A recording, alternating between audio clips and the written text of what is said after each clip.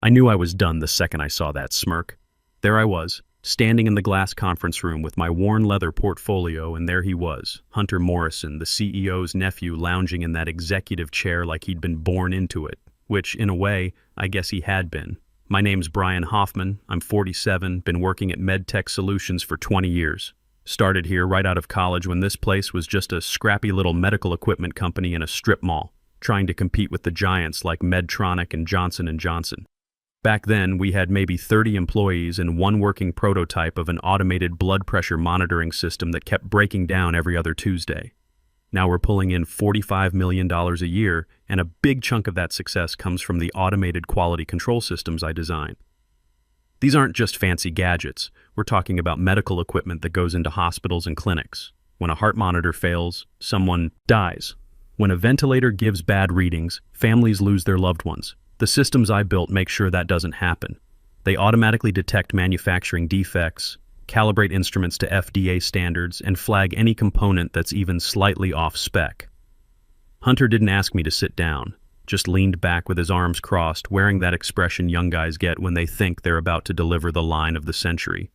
He was maybe 29, fresh out of some fancy MBA program, probably never touched a piece of medical equipment in his life except maybe a thermometer.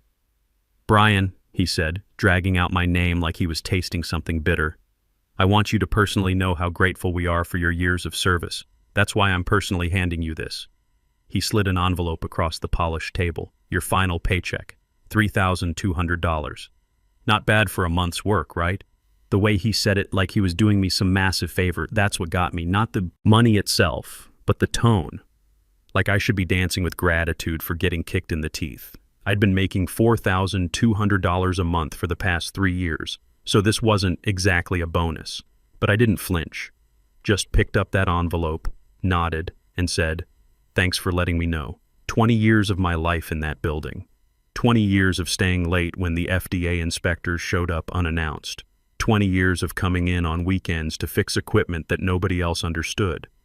I'd designed the automated calibration system that saved this company during the big recall scare of 2019. Without that system, we would have had to manually check 50,000 units of equipment. The labor costs alone would have bankrupted us. But apparently none of that mattered to Hunter. He was on some kind of efficiency kick, probably learned it in business school. Cut the old guys, bring in cheaper labor, boost quarterly profits. Never mind that the old guys were the ones who actually knew how to build things. Walking back to my desk, I passed a bunch of guys I'd trained over the years. Jimmy Martinez, who I taught how to read electrical schematics. Steve Lopez, who couldn't tell a capacitor from a coffee filter when he started, but was now one of our best technicians. Nobody made eye contact. That's corporate life for you. 1 minute you're family, the next you're radioactive. Can't blame them. They all had mortgages and kids in college too. I started packing my stuff into the cardboard box I kept in my bottom drawer. Yeah, I kept one there. After 20 years in corporate America, you learn to be prepared for anything. The framed photo of me shaking hands with Jason Morrison, Hunter's uncle, when I got my first patent approval back in 2010. The coffee mug my old team gave me that said problem solver in those crooked letters you get from the company gift catalog. My grandfather's old slide rule that I kept on my desk as a reminder of where engineering came from. Hunter made another appearance while I was packing, strolling by my cubicle with that same swagger that made you want to mute his existence. "Tough break, Brian," he said, not even trying to hide the satisfaction in his voice. "Nothing personal, you understand. Just streamlining operations. Gotta cut costs somewhere, and frankly, we can outsource most of your functions to a consulting firm for half the price." Then he actually winked at me, like we were sharing some kind of insider joke. What he didn't know, what nobody in that building knew except me and my lawyer, was about a conversation I'd had with his uncle Jason back in 2004. Jason had called me into his office right after I'd filed my third patent for the company. It was for the automated quality control system that would eventually become the backbone of everything we manufactured. "Brian," Jason had said, leaning across his desk that was covered with technical drawings and FDA compliance manuals, "you're building the foundation this company stands on. The systems you design, they're not just products, they're what keep us from getting shut down by regulators. If anyone ever tries to cheapen what you bring here, they'll cheapen themselves right out of business." Then he'd slid a piece of paper across to me. A contract amendment. One very specific clause buried in the middle of all the legal language that I'd barely paid attention to at the time. "This one's just between us," Jason had said with that knowing smile. "Consider it insurance." At the time, I thought it was just Jason being sentimental. The clause was buried on page 6 of a 12-page contract amendment, written in the kind of legal language that makes your eyes glaze over. But the core of it was simple. If my monthly compensation ever dropped below $3,500, all patents and intellectual property I'd developed for MedTech solutions would immediately revert back to my sole ownership. Jason had made me promise to keep a signed copy at home, locked away in my fire safe along with the birth certificates and insurance papers. "You never know when the future might surprise you," he'd said with that knowing smile. "Companies change, people change. But contracts, good contracts protect the people who matter." I'd signed it without hesitation, figuring it was just Jason's way of showing loyalty to his engineers. Back then, the company felt like a family. Jason knew everyone's kids' names, showed up to retirement parties, and actually listened when you had an idea for improving a product. The clause seemed like something that would never matter, because who would be stupid enough to cut my pay? Well, now I knew the answer to that question. I taped up my box, lifted it with both hands, heavier than I expected after 20 years of accumulation, and walked through the office like it was just another Friday afternoon. The engineering department was mostly empty. Most of the guys were probably down in the lab working on the new cardiac monitoring system that was supposed to launch next quarter. My system, actually. I'd designed the core algorithms that detected irregular heartbeats and automatically calibrated the sensors. Nobody said goodbye. The silence was thick enough to cut with a knife. But I wasn't walking out defeated. I was walking out with a piece of paper that nobody remembered existed, carrying enough legal firepower to turn this whole situation upside down. The elevator ride down felt longer than usual. When the doors opened onto the parking garage, I took a deep breath of that concrete and motor oil smell. Strange how the worst day of your career could also feel like the first day of something completely different. By the time I got to my car, a 2018 Ford F-150 that I'd bought used and maintained myself, I was already thinking about the phone call I needed to make. Danny Kowalski, my patent lawyer. We'd worked together on all my filings over the years. Good guy, sharp as a tack, and the kind of lawyer who actually returned phone calls within 24 hours instead of billing you for a week of research first. I drove straight to First National Bank and deposited that $3,200 check through the drive-thru. The teller was this young kid, probably working part-time through college. "Have a nice weekend, Mr. Hoffman," he said through the pneumatic tube speaker. If only he knew this was going to be the last money MedTech would ever pay me on their terms. Then I pulled out my phone and called Danny. "Hoffman!" he answered on the second ring. Danny always sounded like he'd just heard a good joke. "Haven't heard from you in what, 6 months? Don't tell me you've invented something new that's going to make us both rich." "Actually, Danny, remember that compensation clause in my 2004 contract amendment?" The line went quiet for a few seconds. I could practically hear him flipping through mental files. "You mean that oddball thing about the $3,500 threshold? The one your boss insisted on including? That's the one. They just triggered it." Now I could hear him sitting up in his chair. Danny might joke around, but when it came to intellectual property law, the man was a surgical instrument. "Brian, tell me you've got documentation. Original signed contract is in my safe at home. I've been making $4,200 a month for 3 years. They just cut me loose with a $3,200 final paycheck, effective immediately. Holy..." Danny caught himself. "Brian, do you understand what this means? Those patents you hold, the automated quality control systems, the calibration algorithms, the diagnostic interfaces, that's not just your life's work. That's the technological foundation their entire product line is built on." I pulled into my driveway and sat there for a moment, looking at my house. Jessica's car was there, which meant she was home early from her shift at the hospital. She worked as a nurse in the cardiac unit at St. Mary's, dealing with the kind of equipment I helped design. After 22 years of marriage, she could read my face like a technical manual. "Danny, I need you to walk me through exactly what happens next. First, you don't talk to anyone at MedTech. Not a word. Let them think you've disappeared into whatever hole disgruntled ex-employees crawl into. Second, get me digital copies of everything. The original contract, your patent filings, employment records, the works. I need to verify every detail before we make a move. How long before the clause takes effect? According to standard patent law, it should be immediate, but I want to be absolutely certain. Give me 48 hours to review everything, then we'll know exactly what kind of leverage you're holding. Brian, yeah? This could be significant, like change your life significant. Don't get your hopes up too high, but also start thinking about what you want your future to look like. When I walked through my front door, Jessica was in the kitchen making her famous beef stew. The smell hit me like a warm hug. After the coldest day of winter, she took one look at the cardboard box in my arms and the expression on my face, and knew immediately. How bad? She asked, setting down her wooden spoon.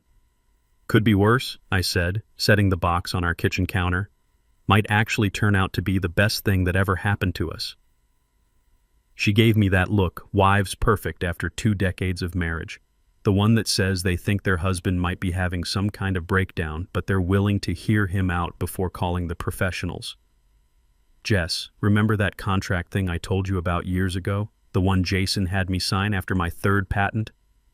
Her expression shifted from concern to curiosity. Jessica was no dummy. She'd put herself through nursing school while working nights at a diner. She understood how the world worked, how companies treated their employees, and how sometimes the only protection you had was whatever you'd been smart enough to put in writing. The insurance policy, she said.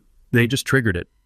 Over dinner, I explained everything to Jessica, the whole situation with Hunter, the ridiculous final paycheck, and what it meant legally. She listened the way nurses listen to doctors during emergencies, completely focused, asking the right questions at the right moments. So, let me get this straight, she said, cutting into her beef stew. This kid fired you to save money, but by doing it, he accidentally gave you ownership of the patents that run their whole business? Pretty much. The automated quality control system I designed handles everything from initial calibration to final testing.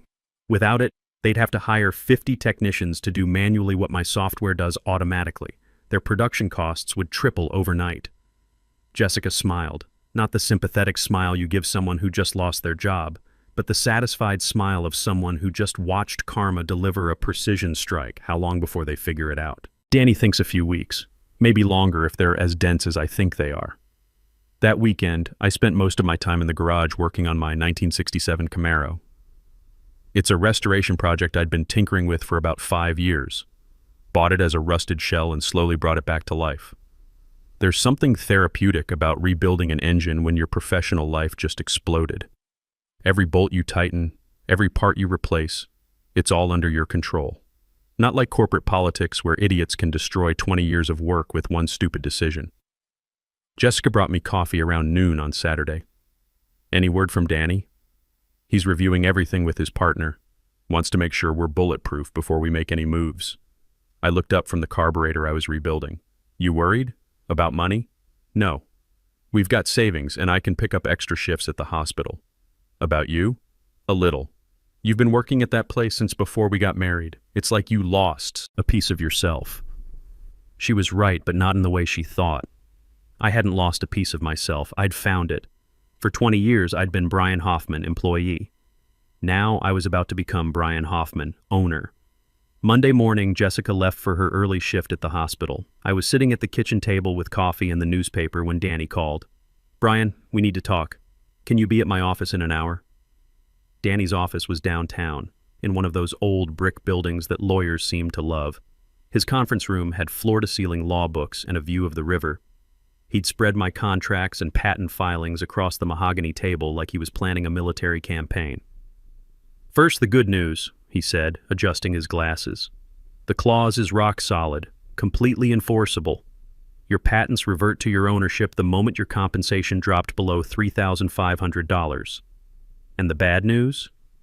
There isn't any bad news. Brian, you understand what you own, right? Let me walk you through it. He pulled out a folder thick with technical documents. Patent 7,429,886, automated calibration system for medical monitoring equipment. Filed 2010, approved 2012. This system is integrated into every piece of monitoring equipment they manufacture. Patent 8,156,332, diagnostic interface protocol for multi-parameter patient monitors. Filed 2012, approved 2014. This is the software that allows different medical devices to communicate with each other. And the big one, patent 9,234,775, predictive quality assurance algorithm for medical device manufacturing. Filed 2015, approved 2017. I remember that last one, I said. Took me 3 years to get the algorithm right. It predicts equipment failures before they happen by analyzing manufacturing data patterns. Brian, without these 3 patents, MedTech can't manufacture, can't sell, and can't service about 80% of their product line. Their biggest contracts, the one with Johns Hopkins, the government contract for VA, hospitals, the European distributor deal, they're all dependent on equipment that incorporates your intellectual property. I sat back in the leather chair, trying to process what he was telling me. So what's our next move? We wait. Let the automatic reversion take effect. That happens 30 days after your last paycheck. Then we notify them of the change in patent ownership and offer licensing terms. What kind of terms? Danny smiled the way a poker player smiles when he knows he's holding 4 aces. How does $650,000 per year sound? Plus retroactive fees for any use of your patents from the date of termination. Meanwhile, back at MedTech, Hunter was apparently having the time of his life. Jessica's friend Carol worked in their accounting department, and she kept us updated on the office gossip. Hunter had been bragging to anyone who'd listen about his successful cost-cutting measures. He'd even put out a company-wide email about right-sizing the organization and optimizing human capital allocation. The kid had no idea he'd just handed me the keys to his uncle's company. 2 weeks after my termination, Carol told Jessica that Hunter had taken the whole sales team out for drinks at that expensive steakhouse downtown. Apparently, he'd stood up and made a toast about making the tough decisions that separate real leaders from middle management. Some dead weight just needs to be cut, he'd said, raising his glass. You just have to have the guts to do it. Every word out of his mouth was evidence that he had no clue what was coming. Danny had advised me to stay completely silent during this period. Don't contact anyone at the company. Don't badmouth them to former colleagues. Don't even drive past the building. Let them think I disappeared into whatever black hole swallows up fired employees. The hardest part was running into people around town. I'd been with MedTech long enough that half the engineers in the city knew me. When I bumped into Tom Richardson at the hardware store, he asked if I'd landed somewhere new yet. Taking some time to evaluate my options, I told him, which was technically true. 3 weeks in, Danny called with an update. I've been monitoring their SEC filings and press releases. No mention of any personnel changes, no indication they understand the implications of your termination. They're proceeding like nothing happened. Maybe they think the patents belong to the company all along. That's exactly what they think. Most companies own all intellectual property created by employees. But your contract specifically carved out an exception, and they either forgot about it or never understood what it meant. 1 more week and it's official. 1 more week and we own them. The morning it happened, I woke up before my alarm. 30 days exactly since that $3,200 paycheck. I lay there in bed for a moment, looking at the ceiling and thinking about how one conversation 20 years ago was about to change everything. Jessica was already up, getting ready for her shift. She brought me coffee and kissed my forehead. "Today's the day," she said. "Today's the day." By 9 a.m., Danny called. "It's official. The patents reverted to your ownership at midnight. I've filed the formal notice with the patent office and they've acknowledged receipt. Legally speaking, MedTech doesn't own the core technology that runs their business anymore. Now what? Now we send them a love letter." The fax went out just after lunch. 1 page, clean and professional. Danny had condensed months of potential legal wrangling into a document so airtight it could be submitted to the Supreme Court. The heading alone was enough to give their CFO nightmares. Notice of patent ownership, reversion, and licensing terms. Below that, in clean bullet points, the terms were laid out like a brick wall they couldn't climb over. Annual licensing fee for continued use of patents, $7,429,886, $8,156,332, and $9,234,775, $650,000, payable in advance each. Fiscal year. Retroactive usage fees from date of employee termination, $180,000. Penalty interest for late payment, 18% annually. All licensing agreements subject to immediate termination for non-payment.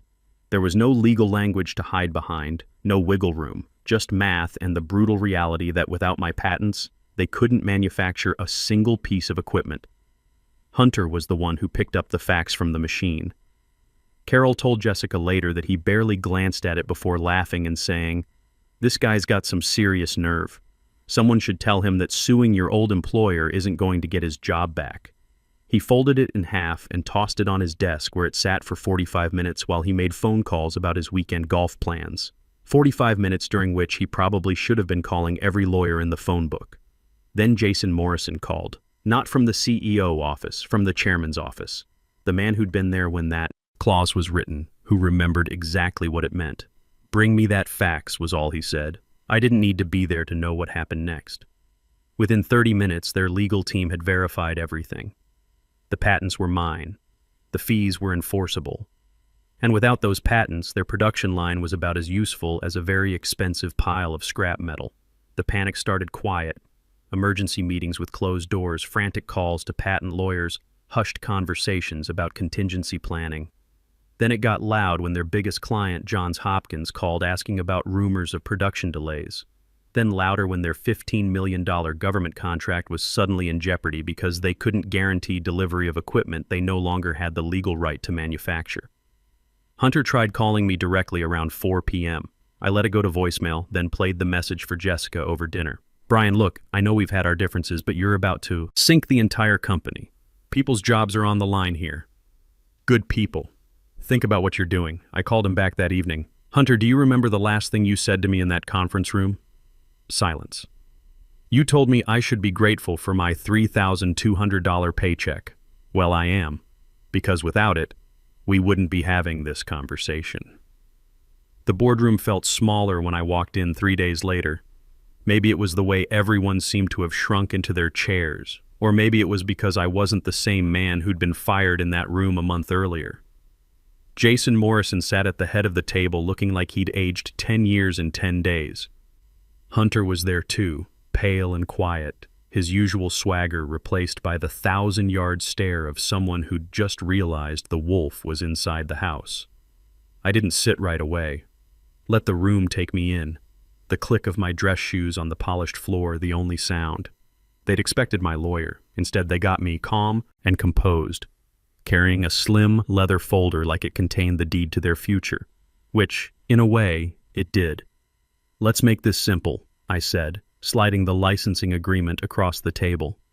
"You want to keep manufacturing medical equipment. I own the patents that make that possible. This is what it's going to cost you." The CFO's pen tapped against the table like a nervous heartbeat. "Brian, this is substantial." "It's fair," I replied. "My patents save you about $1.2 million annually in labor and compliance costs. You're getting a bargain at $650,000. Jason Morrison, to his credit, didn't try to negotiate. He just nodded once and said, "Get the papers ready." The signing took less than 15 minutes. One by one, the board members put pen to paper, their signatures sealing the deal that would keep their company alive. Hunter's signature was last, his hand shaking just enough for me to notice. When the final page came back to me, I placed it carefully in my folder, stood up, and offered the same small smile I'd given Hunter when he told me to be grateful for that last paycheck. 6 months later, Jessica and I paid off our house with the first licensing payment. Our son graduated college debt-free with money to spare. The Camaro purrs like a contented cat, and every morning when I walk into my home office, because yes, I started my own consulting firm, I think about Hunter's toast that night at the steakhouse. "Some dead weight just needs to be cut," he'd said. He was right about that. They cut him 3 months after signing my licensing agreement. Seems the board decided they needed someone with more experience making important decisions. Me? I'm doing just fine. Turns out there's good money in being the guy who actually knows how things work. And every month when that licensing check arrives, I remember what my grandfather used to tell me. "Son, patience isn't just waiting for your moment. It's being ready when your moment finds you." Hunter gave me my moment. I was ready for it. Sometimes the best contracts are the ones nobody remembers signing until they need them. The difference between a good employee and an irreplaceable one is usually found in the fine print.